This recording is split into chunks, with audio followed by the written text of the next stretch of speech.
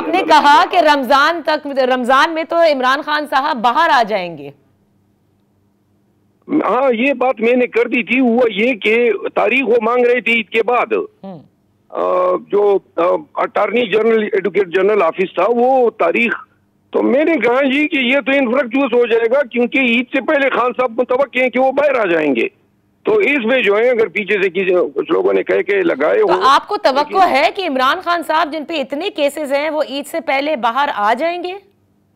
لیکن جو کیسز ہیں نا وہ سارے ان کی حیثیت گندم کے دانوں سے بھی زیادہ نہیں ہے. وہ سارے بوگس کیسز ہیں، غلط. خان صاحب 9 مئی کو گرفتار تھے، انہوں نے گرفتار کیا. خان صاحب نے خط نہیں بھیجا تھا کہ آؤ مجھے گرفتار کرو.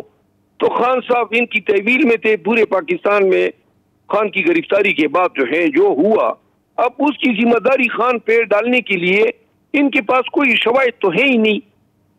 تو لہذا قانون کی زبان میں اس کو ایبیٹمنٹ کہا جاتا ہے.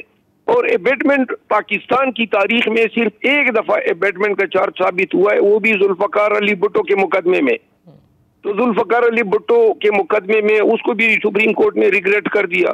تو لہذا خان کے خلاف جو مقدمات ہیں، ابھی جو ان کی ہماری اپیلیں زیر سماعت ہیں، اس میں 426 کی درخواستیں ہم نے دائر کی ہیں کہ سزائیں معطل کی جائیں. تو لہذا چونکہ ان مقدمات کی قانونی حیثیت بہت ہی کمزور ہے اور بہت بڑی عدالت ہے ہائی کورٹ، تو لہذا ہمیں کبھی یقین ہے کہ اس دفعہ خان صاحب کی ضمانت ہائی کورٹ سے ہو جائے گی اور وہ بھی رمضان میں ہی ہو جائے گی.